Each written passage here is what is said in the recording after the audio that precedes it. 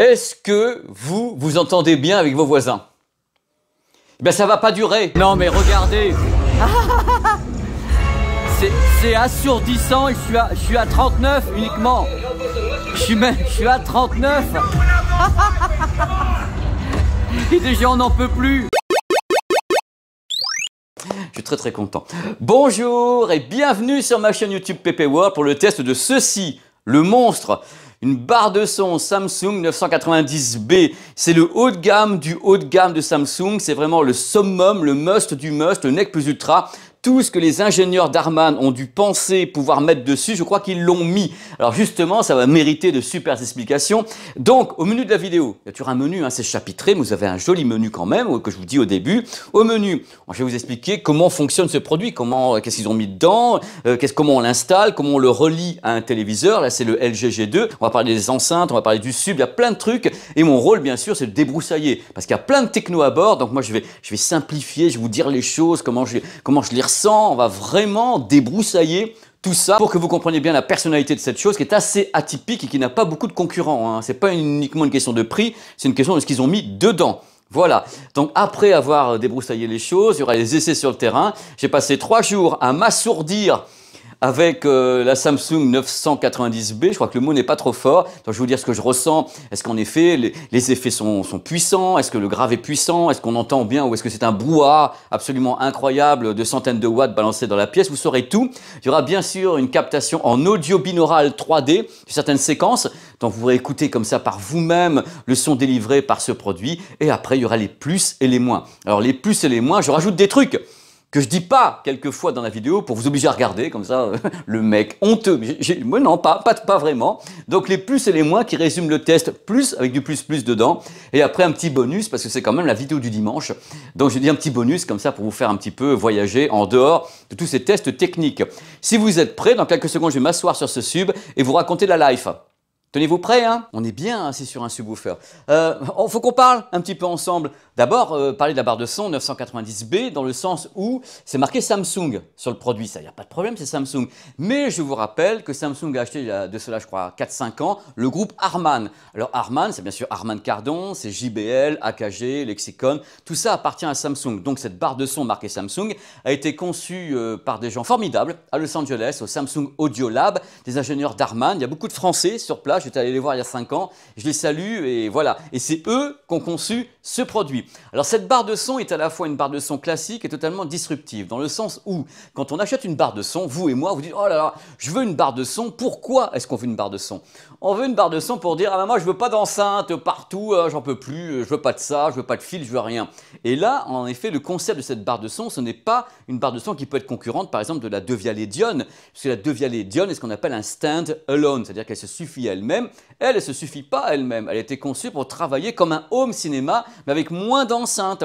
Parce que là, vous n'avez que 2 enceintes arrière, voilà, là, elles sont mignonnes, 2 enceintes arrière et un subwoofer. C'est tout ce que vous avez, donc vous n'avez pas ou 7 enceintes ou 11 ou autre, mais on garde quand même l'idée d'avoir un point d'émission qui n'est pas unique cette fois-ci. Il est multiple dans la pièce. Il faudra installer ces 2 enceintes. Donc c'est un concept différent. Ça va tout à fait sur les plates-bandes de produits comme la Philips B97 ou bien la JBL 9.1, JBL appartenant également à Harman. Donc c'est un concept qui fonctionne avec ces enceintes. Avant qu'on attaque, sachez que ces enceintes Surround sont des enceintes qui sont sans fil, dans le sens où elles ne sont pas reliées avec un fil à la barre de son, mais par contre, il faut les alimenter, hein. Étant donné que ces petites enceintes n'ont pas de batterie intégrée, il faut donc les relier au secteur. Et aucune liaison filaire non plus entre le sub et la barre de son, mais il faut bien sûr alimenter le sub. Donc voilà, ça implique certaines choses, c'est une philosophie, c'est une autre façon de voir. Vous savez que je suis un passionné. Vous savez que dans les vidéos, je vous dis que les barres de son, ça fait des progrès de tous les côtés et autres, mais je maintiens mes propos de façon ferme, claire et nette. On ne peut pas avoir de réels effets extrêmement précis dans une pièce sans avoir d'enceinte surround. C'est vrai que les barres de son ont des effets de tous les côtés, vous savez, le rebond des murs ou des systèmes comme Sony qui créent des haut-parleurs fantômes dans l'espace. mais globalement, si vous voulez avoir des effets solides, il faut avoir des enceintes surround et c'est ce que propose cette barre de son qui coûte cher mais qui est un véritable home cinéma compacté. De quoi est capable cette barre de son? Elle est capable de digérer le Dolby. Tous les Dolby. Dolby Digital, Digital Plus, Dolby 3 HD, Dolby Atmos. Voilà, elle est capable de prendre ça et dire oh là là, c'est formidable, je digère, je comprends. DTS, même combat, tous les DTS, DTS HD Master Audio, ainsi que DTS X, donc ça, elle peut le faire. Si vous êtes des férus d'audio et vous dites voilà, j'aimerais écouter de la musique avec la barre, est-ce qu'elle est compatible avec les signaux audio iRes 24 bits? La réponse est oui. Elle est compatible audio 24 bits en 192 kHz, mais elle va le recracher en 96 kHz. Mais elle est compatible. À la base, il n'y a pas de problème sur l'électronique. Je rigole déjà. On va parler de home cinéma, on va parler de démesure, on va parler de débauche carrément. Parce que là, c'est le mot débauche qui convient. Hein. On est en 11.1.4 canaux. Alors les 11, c'est l'horizontale, hein, donc la partie dite classique, avec derrière en plus, grâce au nombre de haut-parleurs sur la barre sonore, on a carrément une voix centrale, une vraie voix centrale. Il y a des haut-parleurs qui vont par là, donc de côté, haut-parleurs ici d'élévation, et vous avez le point 1 dans 11.1. Le point 1, c'est lui, c'est le subwoofer qui est ici sans fil, hein, le subwoofer avec un micro intégré pour s'auto-calibrer. Le subwoofer dispose d'un haut-parleur de 8 pouces de type acoustic lens. Il paraît que c'est encore mieux, que ça fait vibrer la pièce, le parquet, tout le monde, les vitres, les carreaux, les carrelages, c'est merveilleux. Et les petites merveilles, c'est ça. Ça, c'est mes chouchous, ça. Les deux enceintes surround qui ont carrément 3 haut-parleurs. Haut-parleur de côté. Il y en a un donc qui est ici, haut-parleur frontal et haut-parleur d'élévation. Vous mélangez tout ça, le gloubi-boulga de l'amour, et vous obtenez un 11.1.4, c'est-à-dire en effet des effets horizontaux, les 11, plus le canal de grave 1, et point 4, c'est l'élévation. Vous savez, le Dolby Atmos, le DTS X, c'est les sons qui vont dans l'espace, diffusés à la fois par les satellites et à la fois par l'enceinte. C'est du délire complet. Donc c'est vraiment un produit qui déjà sur le papier est impressionnant, mais je ne vous ai pas tout dit encore. Si vous possédez la 950A, elle possède 17 haut-parleurs pour parvenir à faire du 11.1.4.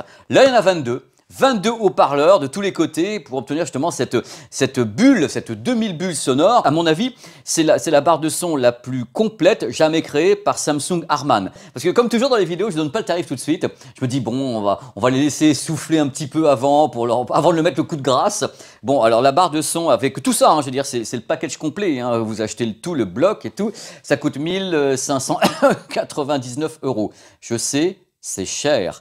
Mais il y a des modèles qui n'ont pas les enceintes et qui n'ont pas tout ça, qui coûtent 1600, 2000, 2400 €. Donc là, on est dans une gamme de prix extrêmement élevée. Ça, je ne peux pas vous le cacher, c'est super cher. C'est le prix d'un système home cinéma avec des enceintes. Mais ce n'est pas les plus chers des barres de son. Non, non. Et en plus, vous avez les haut-parleurs avec et la technicité qui est autour de Harman Samsung. Ça va, vous tenez bon? Parce que moi j'adore quand il y a des HP partout comme ça et que je sens qu'il va y avoir du décibel et du watt incontrôlé, de la dynamique d'enfer. On va parler un petit peu des dimensions de la bête parce que quelquefois les problèmes c'est pour caler ce type de produit sous le téléviseur, pas trop loin hein, parce que vous avez des haut-parleurs qui sont ici, il ne faut pas non plus masquer le tout hein, parce que sinon vous n'allez pas avoir l'élévation si vous calez ça carrément en dessous. Moi j'ai vu des images de petits abonnés qui mettaient carrément, j'ai vu les barres d'ion, non non, si vous avez des haut-parleurs d'élévation il faut les aérer les amis, il faut les aérer quand même et juste planquer un tout petit peu la barre. C'est à vous de voir, hein, faites ce que vous voulez. Hein. Alors la hauteur de la bestiole, 6,9 cm de hauteur, la profondeur 13,8 cm et la longueur, c'est de la barre quand même, hein, là c'est rien de le dire, 1,2 m. Voilà, donc c'est quand même pour les grands téléviseurs, hein, parce qu'autrement ça va dépasser de tous les côtés, comme un aileron. Donc là c'est pour les modèles 65 pouces et plus, voilà, et même peut-être pour des vidéoprojecteurs. On va en parler tout à l'heure parce que vu ce qu'elle m'a mis dans les oreilles, non je l'ai pas dit, c'est pas moi. C'est parti, on va installer le produit livré avec une télécommande, on en parle tout à l'heure, c'est bien, j'aime bien qu'il y ait une télécommande pour manœuvrer le truc. Tous les câbles d'alimentation, satellite, subwoofer, la barre, tout est là. Le câble HDMI de qualité et l'accroche murale, à vous de voir si vous voulez mettre ça au mur ou pas, mais c'est dans la boîte, tout est dans la boîte et on y va, c'est parti, on installe. Ma séquence favorite, les travaux pratiques comme si vous y étiez avec moi, avec mon petit smartphone comme ça. Une fois que la barre de son est connectée, hop, elle va se dire mais oui, il est où le sub? Où sont mes enceintes surround? Eh bien, elle va les trouver. Donc si vous branchez également le sub, il y a un petit bouton bleu derrière qui dit attention, je suis en appairage et hop, elle va retrouver, la barre de son va retrouver le sub et derrière, là tout au loin, oh là, je les ai mises là-bas, vous avez les enceintes surround. Voilà, et tout s'appaire à la vitesse de l'éclair, hein, c'est extrêmement rapide. Alors là, c'est de l'appairage de base, le système est prêt, c'est du home cinéma, voilà, tous les canaux sont prêts. Autre truc, comment est-ce qu'on fait rentrer le son là-dedans? Eh bien, il y a plusieurs options. Attention, attention, c'est très très évolué de ce fait, il n'y a pas qu'une façon de le faire. Option numéro 1 pour faire entrer le son dans ce produit, c'est tout simple, le téléviseur et sa sortie HDMI, ARC et e-ARC. Dans ce cas-là, le son des sources diffusées par le téléviseur va être envoyé vers la barre de son qui va le gérer. Donc en effet, si le téléviseur envoie du Dolby Digital Plus, voilà, c'est la barre de son va le diffuser. Si le téléviseur envoie du Dolby Atmos sur Netflix ou autre, la barre de son va le diffuser. Ça, c'est la version la plus classique, celle qui correspond à tout le monde. Alors, bien sûr, le modèle est compatible HDMI ARC et e-ARC. La barre de son sait connaître les deux. Donc, en effet, si vous avez des signaux dits classiques compressés normaux, Netflix ou autre, la barre de son va s'en occuper. Et si vous avez, par exemple, un lecteur de Blu-ray avec un signal Dolby Atmos non compressé, le téléviseur, s'il peut le gérer, la barre de son aussi. Voilà, tout est bon dans le meilleur des mondes. Mais attention, il y a un trick. Cette barre de son, la 990B, est tellement évoluée qu'elle dispose également de 2 ports HDMI en entrée, c'est-à-dire en clair sans décodeur. Si vous voulez brancher directement sur la barre de son, l'Apple TV ou un lecteur de Blu-ray, vous pouvez.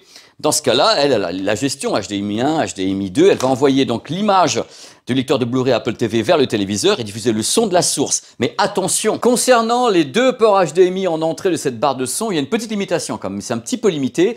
Ils sont compatibles Ultra HD 4K, mais 60 images par seconde au maximum. Ils ne sont pas compatibles 120 images par seconde. Donc si vous avez une console de jeu qui peut monter comme ça à 120 images par seconde, voire 90, voire tout ce que vous voulez, du moment que ça ne dépasse 60, mais il vaut mieux la connecter directement sur le téléviseur que sur la barre de son. Mais attention, messieurs, dames, attention, il n'y a pas que la solution filaire pour avoir du Dolby Atmos et du DTS. Il y a également sur ce modèle, celui-ci, le Dolby Atmos sans fil, en Wi-Fi, sans HDMI, sans rien. Alors pour ça, il faut avoir un téléviseur Samsung récent, 2022, et pas le début de gamme. Vous avez une vidéo sur la chaîne qui vous explique quels sont les modèles compatibles avec le Dolby Atmos sans fil, et elle peut envoyer en effet le Dolby Atmos directement sans avoir à connecter un câble HDMI. C'est possible. Sur ce modèle, c'est vraiment du haut de gamme, c'est une des possibilités de raccordement entre le téléviseur et la barre de son, avec ou sans fil. Les possibilités sont multiples. J'ai encore plein de trucs à vous dire. Une fois que vous avez installé, en effet, branché le téléviseur ou bien installé carrément vos produits ici au hub, il faut bien sûr calibrer la barre de son. Elle le fait tout seul. C'est-à-dire qu'en effet, vous avez un mode d'auto-calibration qui est géré par des micros et vous avez carrément un micro ici dans le subwoofer en plus. Alors, la calibration se fait vraiment très rapidement. Vous voyez ça actuellement à l'écran avec une sorte de gros bruit qui fait brrr. Il se calibre et voilà, et c'est parfait. Alors, pour gérer le produit, bien sûr, la télécommande, vous avez soit un affichage ici qui est assez succinct et puis pas très joli, mais bon, c'est bien d'avoir un retour qui dit si c'est la HDMI, Dolby Atmos, pour régler les canaux et autres. Donc, mettre plus de son sur la centrale, mettre plus de son sur le side, sur les côtés, en hauteur, on peut régler tout ça. Et vous avez également la possibilité d'avoir une application, l'application Samsung SmartThings, qui peut englober cette barre de son. L'application en elle-même n'est pas extraordinaire, regardez un petit peu ce qui est à l'écran, elle propose pas des milliards de choses, mais on peut au moins régler le volume comme ça à distance avec une application. On a les modes son, donc standard, surround, jeu, son adaptatif, c'est plutôt cool. On a l'égaliseur. L'égaliseur est très pratique parce qu'on le voit bien, donc on peut régler le grave et l'aigu au travers de l'application. On peut gérer le caisson de grave également pour le mettre plus fort ou moins fort. Moins fort! Par pitié, moins fort, on peut envoyer l'auto-calibration d'ici. On a également des modes son avancés comme l'amélioration vocale, l'amélioration des basses, le mode nuit. Tout peut se gérer par l'application ou bien par la télécommande avec le relais ici qui s'affiche. On a toujours des moyens de savoir. Vous allez dire que je ne suis jamais content. Et vous avez raison, je suis jamais content. Là, on a le relais ici, la télécommande là, et j'aurais aimé un menu à l'écran quand même pour voir très bien ce qui se passe au niveau de tout le calibrage. Afin d'accroître votre confort d'écoute, parce que c'est quand même important avec vu ce qu'elle va dégager, celle-là, autant vous dire qu'il faut faire attention, au carreau surtout et au carrelage. Donc, afin d'accroître votre confort, il y a un mode qui s'appelle AVA, qui est assez drôle. C'est-à-dire que AVA est basé sur les micros dans la pièce. C'est-à-dire que si AVA entend, oh là là, il y a du bruit, des gosses qui hurlent, AVA va monter les dialogues. Ça peut être déconnecté, donc vous avez des boutons pour ça, mais AVA est là pour maintenir les dialogues, même quand ça commence à être le bazar chez vous. Sachez qu'à ma connaissance, il n'y a pas de vrai mode stéréo sur ce produit, c'est-à-dire qu'il n'y a pas un moment donné où il n'y a que 2 haut-parleurs qui vous donnent de la stéréo comme ça. C'est classe le geste, j'en peux plus. Il y a 2 haut-parleurs qui vous donnent de la stéréo comme ça. Non, il n'y a pas ça. C'est-à-dire qu'il y a toujours plein de haut-parleurs activés, c'est le but de la manœuvre. Contrairement à la barre de son de Vialet-Dion qui, elle, a un mode stéréo où en effet c'est de la stéréo. C'est-à-dire que là, c'est une perception différente. Il y a également une sorte de mode nocturne, un mode adaptatif nocturne qui permettra d'épargner vos voisins. je peux vous dire que le mot n'est pas trop fort, qui permet justement d'avoir une belle intelligibilité des dialogues, même le soir quand vous ne mettez pas très fort, et d'éviter les crêtes de dynamique à péter les carreaux et le carrelage, quoi. Donc vous avez ces modes-là qui peuvent vraiment beaucoup vous aider, hein. En plus de cette barre de son, comme je vous l'ai dit en intro, il y a une vraie voix centrale, c'est-à-dire qu'il y a suffisamment de haut-parleurs de tous les côtés, donc ici, là, pour avoir des haut-parleurs dédiés à la voix centrale. Donc les dialogues, c'est super important. Toutes les barres de son ne peuvent pas se targuer d'une chose pareille, c'est-à-dire qu'en effet, il faut beaucoup de haut-parleurs pour pouvoir isoler comme ça les choses. Là, on a des HP partout, sur les côtés, en haut, en bas, derrière. On en a 22. Mais c'est pas fini. Vous n'êtes pas au bout de vos surprises, messieurs, dames. Si vous possédez un téléviseur Samsung assez récent, la barre de son peut se dire, oh là là, je suis appairé avec un téléviseur Samsung récent, Samsung comme moi. Et dans ce cas-là, vous allez pouvoir activer le fameux mode Q Symphony. Alors, Q Symphony, c'est un mariage de raison entre les haut-parleurs de la barre de son et le haut-parleur du téléviseur qui vont marcher main dans la main, hand in hand, pour donner la meilleure expérience sonore possible. C'est-à-dire vraiment utiliser les haut-parleurs d'ici, les haut-parleurs là pour en mettre partout, quoi. Je veux dire, je trouve pas d'autres mots. C'est vraiment en mettre partout. Donc ça existe ailleurs, hein. Sony fait ça avec le téléviseur qui devient une voix centrale et tout. Et eux utilisent également ce système de Q Symphony. Mais pour ça, il faut avoir tout l'écosystème Samsung pour que ça fonctionne. C'est la même chose, de toute façon, pour la liaison Dolby Atmos en Wi-Fi. C'est uniquement, pour le moment, les téléviseurs Samsung. Ça fait écosystème cette affaire quand même, hein, sans rigoler. Mais heureusement, ça fonctionne avec plein de trucs. La preuve, ça c'est pas un téléviseur Samsung et ça fonctionne très bien. On va parler maintenant des résultats sur le terrain. Et je ne sais pas par où commencer, parce que c'est rare dans ma carrière, parce que je suis un mec qui a le bagou, qui gueule tout le temps, qui dit plein de trucs. Mais là, je suis tombé sur un os avec ça. Je suis tombé sur un os parce que c'est une barre de son qui est hors norme.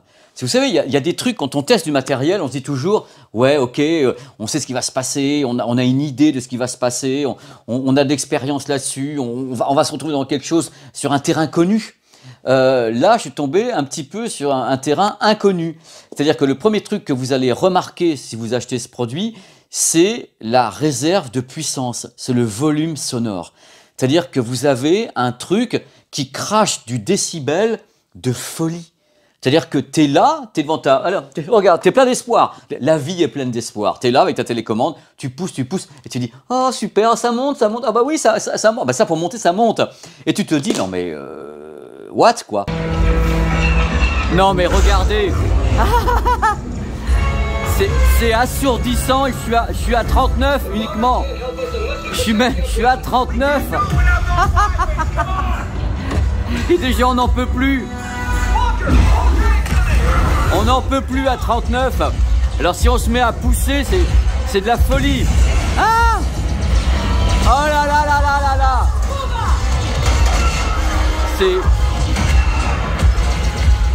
C'est gigantesque. Non mais je vous le dis, c'est gigantesque. La réserve de... Wow! La réserve... La réserve de puissance, c'est pas possible. Ah mais j'ai jamais entendu un truc pareil. C'est pas une barre de son ce truc-là, c'est autre chose. C'est un bulldozer de décibels. Donc il y a un volume sonore de fou qui est appuyé par lui, qui en fout des caisses, mais en plus, ça sature pas. C'est-à-dire que je me marre, mais c'est pas drôle. Je veux dire, t'es là, et t'es en train de t'amuser avec la barre de son, et tu te dis, bon, je vais foutre des films que je connais. Bon, il y avait des bandes son qui sont quand même absolument dramatiques, hein, dans ce monde, hein, les Avengers et autres qui en foutent partout. Je me dis, mais c'est fou. Parce que ça monte, on voit le truc qui grimpe, hein, à 50, 60, 70, mais je dis, mais c'est assourdissant. La pièce, vous voyez pas toute cette pièce, mais elle fait 32, 33 mètres carrés, donc quand même, il y a d'espace, et c'est absolument assourdissant. Mais attention, assourdissant, sans que ça vous torde les oreilles, c'est-à-dire qu'en effet, vous sentez une pression sonore, mais il y a une maîtrise de la distorsion qui est assez dingue. Et c'est ça qui est fou. Et le grave est vraiment... Le mot exact du grave, c'est imposant. Il est imposant, mais sachez que vous pouvez tout régler, hein. C'est-à-dire que vous pouvez régler le niveau du grave, vous avez tout sur le menu ici, enfin vous avez tout ici ou bien sur l'application, vous pouvez gérer ça. Mais globalement, vous allez vite vous rendre compte, à mon avis, que le niveau du grave est largement suffisant. Ça, c'est pour la puissance. La puissance, on a l'impression qu'il y a une réserve de puissance qui est gigantesque. C'est-à-dire qu'à aucun moment donné, je me suis dit, bon, ça va, là, on va pas y arriver, quoi. C'est-à-dire que ça montait, il y avait des battements, ce qu'on appelle les battements dynamiques, les moments qui sont donc les pianissimo et les fortissimo, mais il y avait un battement de ouf, et ça part tout de suite, hein. C'est bing, ça explose, ça part, et derrière, ça assure, il n'y a pas d'effet, ce qu'on appelle d'effet de traîne. L'effet de traîne sur un subwoofer, c'est quand ça fait brrr, vous avez l'impression, l'omelette baveuse. C'est-à-dire, j'aime bien ce mot-là parce que ça veut tout dire. L'effet de traîne, c'est quand vous sentez que le haut-parleur a une sorte de résonance interne. Ça fait comme ça. Ça doit faire boum, ça fait boum, boum. Voilà. J'essaie de vous le faire avec des onomatopées un peu. C'est pas délicat, mais je suis pas délicat comme gars. Donc, vous avez de la réserve de puissance, de folie. Vous avez en même temps un truc qui est fou, c'est que vous avez des voix, dialogue, c'est extrêmement présent.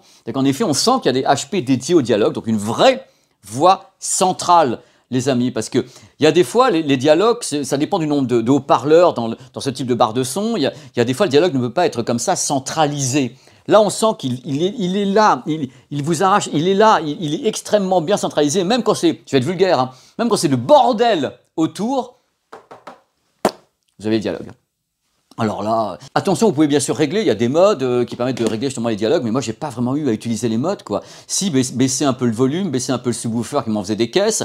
Donc si vous voulez vous brouiller avec les voisins, c'est parfait. Je veux dire, il y a le volume, il y a tout. Donc ça c'est la puissance sonore. La maîtrise de la distorsion, où on sent que la distorsion, elle vient vachement loin. C'est-à-dire que, à mon avis, je vais être très clair, vous allez avoir les oreilles qui saignent un petit peu avant d'arriver à épuiser mes mères. Donc c'est un niveau de home cinéma absolument dingue, parce que justement le truc, avant qu'on passe aux effets surround et autres, c'est qu'on a une barre de son, mais c'est un home cinéma. C'est-à-dire que c'est pas une barre de son, c'est autre chose, parce qu'en effet, elle est tellement appuyée par le nombre de haut-parleurs, par le sub, par les enceintes arrière, que c'est un home cinéma compacté, enfin encore compacté, je ne sais même pas pourquoi je le dis, c'est même pas compacté, voilà, c'est tellement débridé que c'est un home cinéma. De là à vous dire, moi, que ça remplace 7 enceintes ou 5 enceintes, non. C'est-à-dire que le truc, c'est que malgré tout, si vous mettez plusieurs enceintes dans une pièce, donc 7 enceintes ou ce que vous voulez en plus, vous allez avoir des trucs plus localisés qu'avec une barre de son et 2 enceintes. On y arrive justement maintenant, on arrive aux effets dits surround. C'est hyper impressionnant. J'essaie de trouver des mots parce que quelquefois c'est compliqué de mettre des mots sur des sons, sur des sensations, sur des vibrations, parce qu'on fait vibrer tes os carrément. Là, il fait vibrer tes os, hein, Pépère derrière. Donc le truc c'est que, en effet, je pense que vous allez vivre un truc de folie. Mais maintenant, je veux dire côté effet, c'est-à-dire ce que peut produire cette barre de son avec les 2 enceintes arrière, c'est délirant. Avec cette barre de son, concernant les effets Dolby Atmos et autres, vous ne pourrez pas dire que ce sont des effets virtuels. Non, ce ne sont pas des effets virtuels, parce que les enceintes sont là. Elles sont là avec une voix en hauteur, une voix sur les côtés et une voix carrément frontale.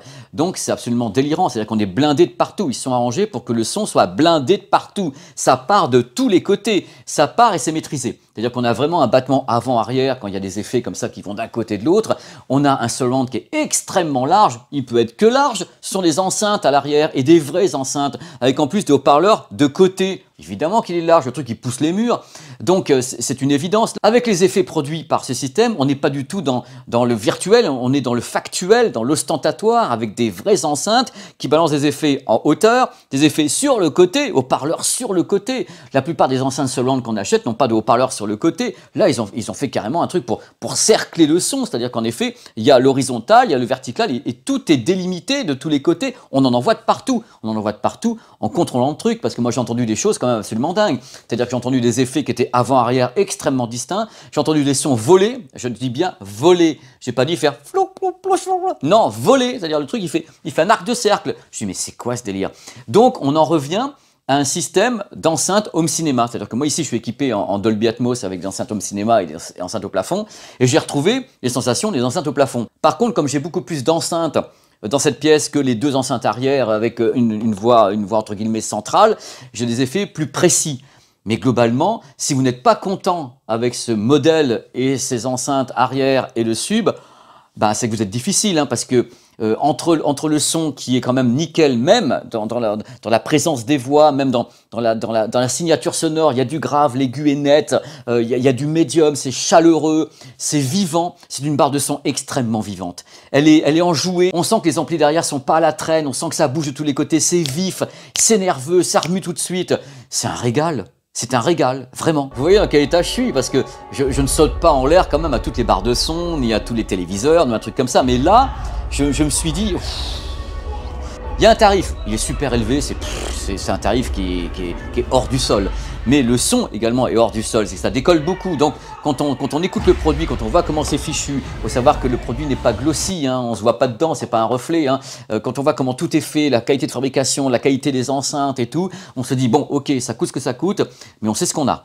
C'est ça le truc, c'est qu'on sait vraiment ce qu'on achète. Et lui, il est super costaud, c'est du gros matos, quoi. C'est vraiment une barre de son extrêmement haut de gamme. On n'est pas encore avec un vrai home cinéma multi-enceinte comme on peut l'avoir ici ou peut-être chez vous, mais on est tout prêt, hein. On est vraiment extrêmement prêt d'avoir l'effet d'un home cinéma avec 7 ou 12 enceintes dans la pièce, hein. On n'est pas loin de tout ça, bien sûr. Ce qui va manquer à ce système, c'est la précision du fait d'avoir en effet toutes ces enceintes. Là, il n'y en a que 2, donc ils jouent différemment, ils jouent en effet avec vos murs, avec des algos, mais c'est entre guillemets plus facile pour cette barre de son qui a des enceintes que pour les barres de son qui n'ont pas d'enceinte. Parce que là, il y a un jeu, en fin de compte, qui se crée, les enceintes sont appairées, lui, il sait où elles sont, il va jouer avec pour vous donner les sons, et lui, derrière, il vient taper du tambour. Et hop, on y va les gars, on y va. Mais c'est ça le truc.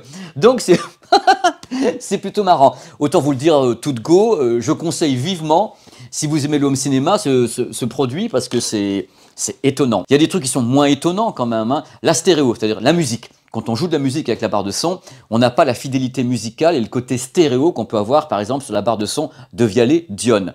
La Dione est un exemple d'équilibre en audio comme le modèle Sonos Arc qui en audio sonne vachement bien. Là, c'est pas que ça sonne bien, on sent que c'est pas parfaitement calé pour de la stéréo. La Dione peut activer des haut-parleurs stéréo ou peu ou prou stéréo. Là, quand vous allez balancer de la musique, son rôle à elle, c'est de vous balancer du son, hein. Donc vous avez bien sûr un optimizer ou des choses comme ça qui permettent justement de booster, de faire travailler tous les haut-parleurs. Là, tous les haut-parleurs vont travailler avec de la stéréo, c'est-à-dire que vous n'allez pas pouvoir isoler 2 haut-parleurs en disant ah, c'est de la stéréo. Non, non.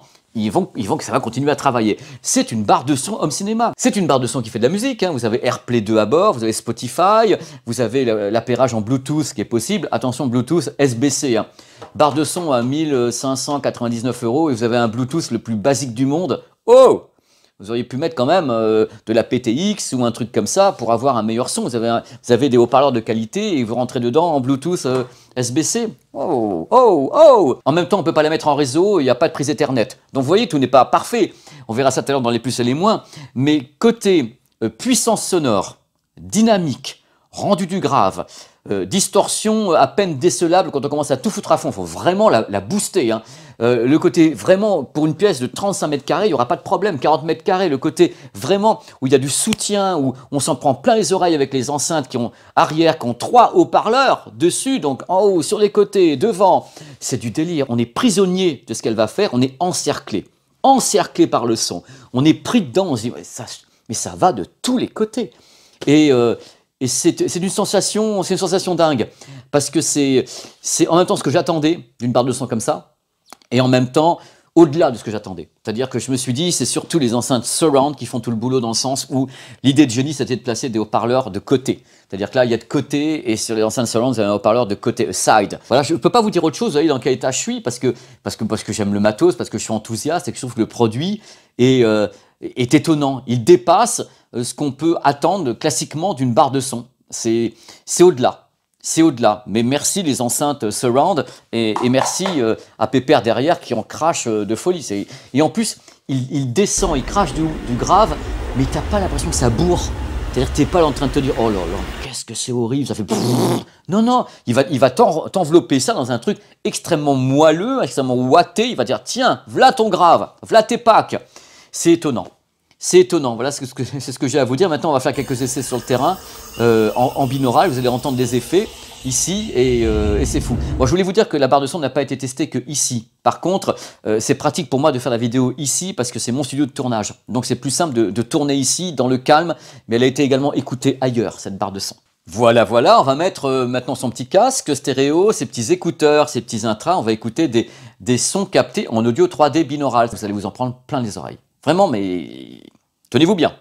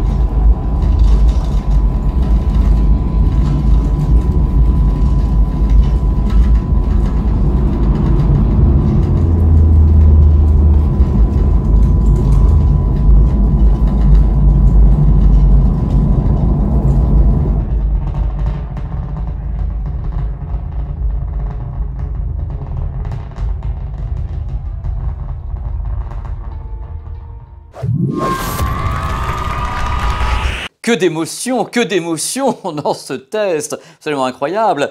Les plus, le concept avec la barre de son, ses enceintes surround et le caisson de grave, ça c'est du home cinéma, quoi. La puissance, phénoménale. Faible distorsion quand on monte le son. Non seulement il y a de la réserve de puissance, et en plus ça tient bon, ça tient la rampe. Les effets surround extrêmement distincts, because enceinte arrière, avec 3 haut-parleurs.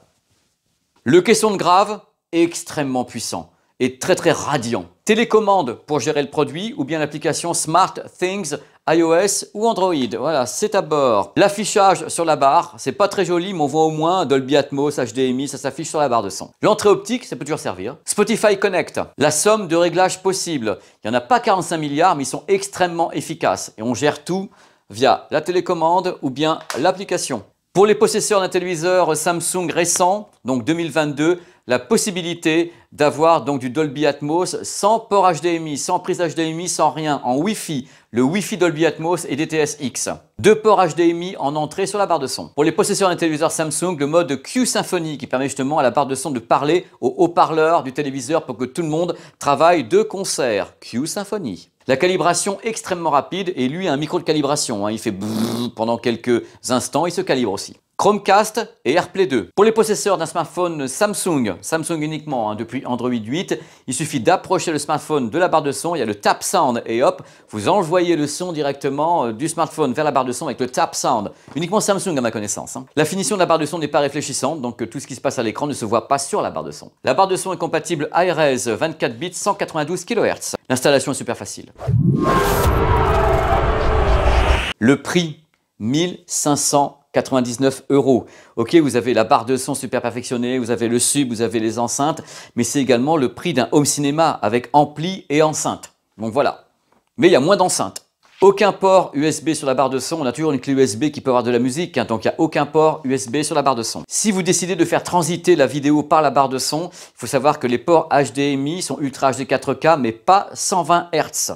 Il s'arrête à 60 Hz. Contrairement à un modèle comme la Devialet Dione, cette barre de son n'a pas de mode stéréo réel, c'est-à-dire qu'on ne peut pas isoler 2 haut-parleurs pour vous faire de la stéréo. Il y a un peu toujours tous les haut-parleurs qui sont en route, parce qu'en effet, elle est faite pour ça. Pas de port mini jack. C'est bien d'avoir comme ça des enceintes surround qui ne sont pas attachées à la barre de son. Par contre, elles restent attachées en filaire, dans le sens où il faut les alimenter au niveau de l'électricité. Donc moi je rêve des mêmes enceintes avec une grosse batterie intégrée. Dans ce cas-là, il n'y aurait plus aucun câble. Mais il faut vraiment une grosse batterie puisqu'il y a 3 haut-parleurs et 3 amplis à l'intérieur. Donc voilà, c'est pour ça qu'elles sont connectées. Certes, il y a AirPlay 2, mais à ma connaissance, cette barre de son ne peut pas vraiment être mise en réseau domestique avec un port Ethernet. Le Bluetooth uniquement avec le codec le plus basique et le plus mauvais qui est le SBC. Il n'y a pas de Bluetooth multipoint. Il n'y a pas de menu à l'écran. C'est tellement entre guillemets un peu complexe que j'aurais peut-être aimé que la barre de son soit capable de m'envoyer un menu à l'écran dans le cas où on utilise la barre de son avec des sources externes par les HDMI. J'aurais aimé un menu à l'écran. L'affichage des informations sur la barre de son est pas très grand,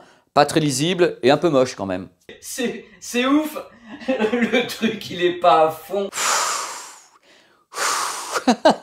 Je souffle parce que ça a été un travail de 4 jours quand même. Cette barre de son, les écoutes, les essais, la captation binaurale, mais je suis tellement heureux d'avoir pu faire cette vidéo. J'ai essayé de tout vous dire, tout ce que j'avais dans la tête, et Dieu sait qu'il y a des choses sur un produit pareil, et c'est un produit qui coûte cher, donc il faut l'expliquer. Voilà, donc c'est un produit qui est concurrent, entre guillemets, de la Philips B97, qui est concurrent de la JBL 9.1, qui sont des modèles un petit peu en fin de carrière, et pas aussi puissants, et pas aussi évolués, qu'est cette barre de son 990B de Samsung. Merci infiniment d'avoir regardé cette vidéo sur cette barre de son Samsung Harman 990B, la plus chère de la gamme. Donc on va essayer d'en trouver d'autres qui sont moins chères dans d'autres gammes pour que voilà, que vous puissiez les acheter aussi.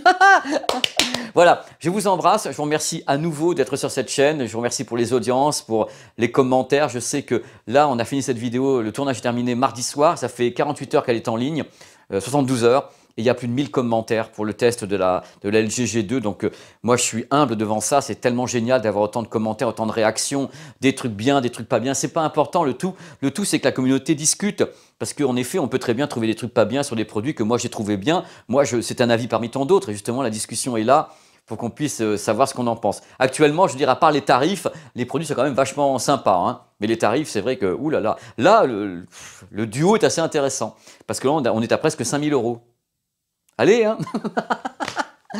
À bientôt sur cette chaîne. Qu'est-ce qui arrive? Je sais pas. Il y a des reportages qui arrivent parce que je pars à New York dans peu de temps pour une marque audio dont on parle beaucoup sur la chaîne, mais que j'avais jamais eu l'occasion de rencontrer en vrai. Donc, c'est une marque américaine. Il y en a plusieurs. Si vous trouvez, tant mieux. C'est une marque américaine qui me donne rendez-vous à New York pour parler aux ingénieurs. J'ai une journée entière à parler aux ingénieurs. Ça, c'est ce que je souhaitais. Du one-to-one, hein, les gars qui ont fabriqué les systèmes et tout, je vais pouvoir poser des questions qui fâchent. Le TTS et tout, oh là là, mais c'est pas vrai, c'est pas moi. Et donc je suis très très content. Il y a d'autres trucs qui arrivent puisque je pars également à Barcelone en reportage, je pars à Munich également en reportage. Je suis très très très content, je vais pouvoir vous ramener des choses toutes fraîches et des tests produits puisque j'ai des tests produits qui arrivent, écouteurs, casques, qui sont terminés, mais en cours de montage et c'est très long le montage. Allez, je vous embrasse. Merci, hein. Ciao. Là, normalement, si c'est dimanche, on a des bonus après. Mais si je suis trop fatigué, il n'y en a pas. Oh là, oh là, oh là, oh là là. Poitiers, 2 jours d'arrêt pour la Gamers Assembly. Et on a un guide ici. Salut. Salut Kevin. Ça va? Ouais, tranquille, il fait beau. Bah, c'est inespéré même à ce niveau-là. Donc on va aller faire un petit tour comme ça avec Kevin qui nous amène dans les coulisses, voir un petit peu les choses techniques, je sais pas, il y a plein de trucs à voir et puis il y a surtout des millions de personnes. Donc c'est ça qui est absolument important dans la live, ce sont des millions de personnes qui vont être avec nous. Comment ça va les gars? Ça va? Donc vous êtes en immersion avec nous directement. Là, c'est l'endroit où il y a le plus de monde quand même, quelque part. C'est l'endroit qui vit au maximum. En termes de compétition ici, c'est vraiment le hall le plus vénère. Hein. Ouais. On est complètement dans l'action. Bah là c'est vraiment les phases finales en plus, donc ça commence à être vachement décisif. Donc là, tu vas bien entendre gueuler, généralement. Voilà. Ici, bah, les League of Legends sont toujours au taquet. C'est ça. Et t'as vu aussi qu'on a même un ostéopathe? Donc oui, cette année, il y a un ostéo et tout. Et là, ça fait un peu gardien du phare. Voilà, le soutien matériel, location PC, logistique, c'est ici que ça se passe. Et regardez, on a comme une vue plongeante. Et là, maintenant, est-ce que tu considères ce hall comme le hall principal ou le deuxième où on était, où il y en a un deuxième ou honnêtement, il n'y a pas de hall principal. C'est juste en fonction, du jeu et de la compétition que tu souhaites. Hein. D'accord, ok. T'as Valorant, ok. Les équipes, tu vois, comme elles sont vraiment ici, on est en symétrie. Et ouais. On est en communication constante, donc à ce niveau-là, d'accord. Il n'y a pas de hall plus important qu'un autre. D'accord. Ouais. Le hall jaune, parce que maintenant voilà, ça marche comme ça. Voilà, les joueurs libres, c'est génial les joueurs libres. Là on est clairement sur l'essence même de la LAN. Les joueurs libres. Donc comme disait Kevin, c'est l'essence même de la LAN.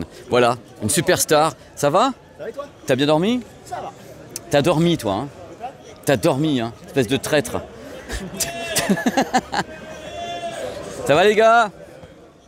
Regarde, ils sont au taquet quoi les mecs. Clairement l'essence de la LAN. C'est l'essence de la LAN. C'est là où il y a les meilleurs. Et voilà. On continue. Et là, normalement, voilà, c'est un endroit sympa où il y a beaucoup de choses et beaucoup de gens.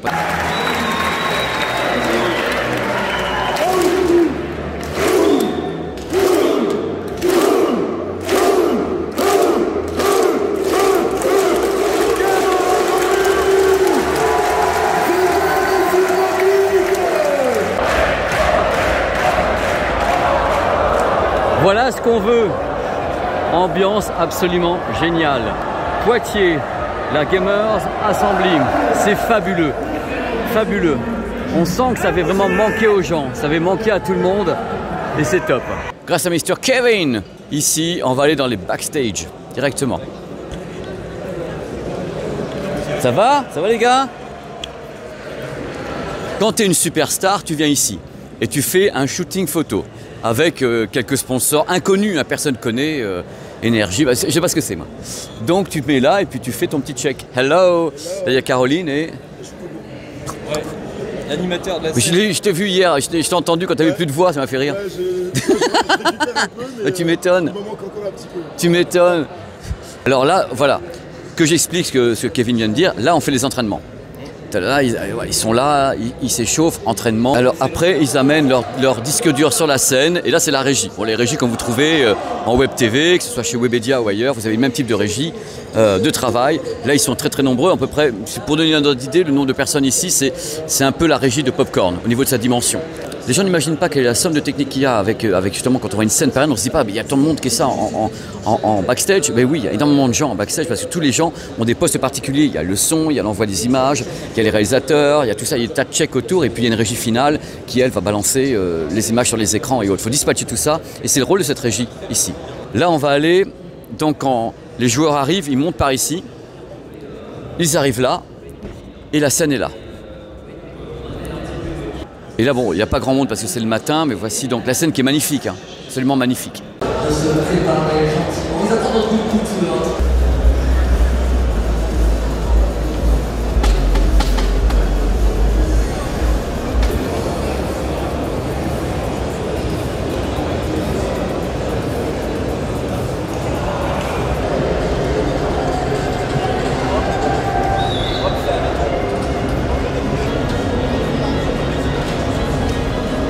Voilà, lui c'est le meilleur du meilleur, c'est lui, Dragonium.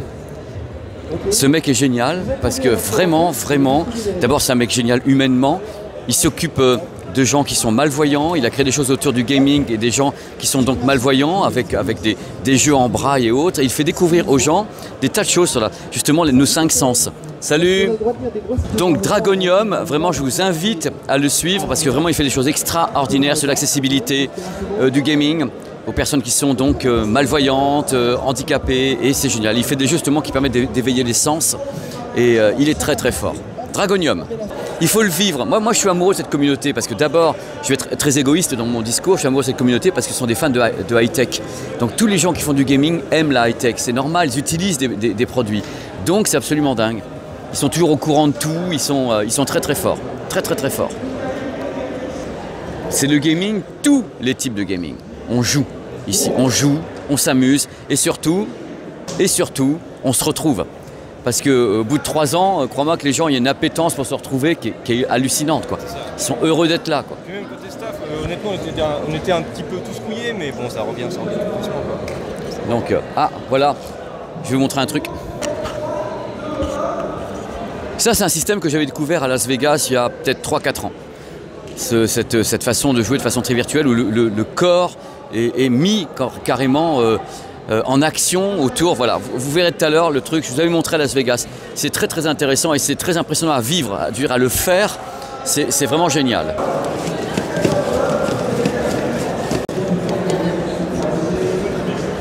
Oh là. Mais tu rates jamais ta table, ça c'est bien. Jamais tu rates ta table. Il faut la même chose, quoi. Donc ça, c'est les gens qui se rappellent du Minitel et autres, ça c'est un visiophone et il est couleur. Parce que moi j'avais eu vent de ça, je pensais qu'il était noir et blanc, celui-ci est couleur. Ghostbusters! Regarde-moi aller. La bande crache la mort. Ça va les gars? Ça va. C'est ça, ouais. La tenue de Dune, le mec a rien compris, tu vois. C'était la tenue de Dune. Merci d'être venu, c'est génial. Le sable, c'est par là les gars, le sable. Ciao les gars. Ciao. Il est 1h30 du matin et la LAN continue. C'est la plus grande LAN en France et c'est pour ça que c'est intéressant d'être ici. Il y a toujours des centaines de joueurs. Ils vont passer la nuit ici, ils vont se relayer. Il y a des gens qui commencent à dormir ici. Il y a un gymnase à côté également pour les gens qui voudraient se reposer, hein, un gymnase avec les douches et tout. Et il y en a qui viennent avec les lits de camp, ils ont la bouffe, il y a tout pour tenir comme ça toute la nuit sur la LAN. Ils ont les couvertures, il fait bon hein, ici, donc il y a du chauffage, donc ils n'ont pas froid et ils sont prêts. Et ils jouent. Alors là, il y a les lits de camp et en même temps des cours de Just Dance.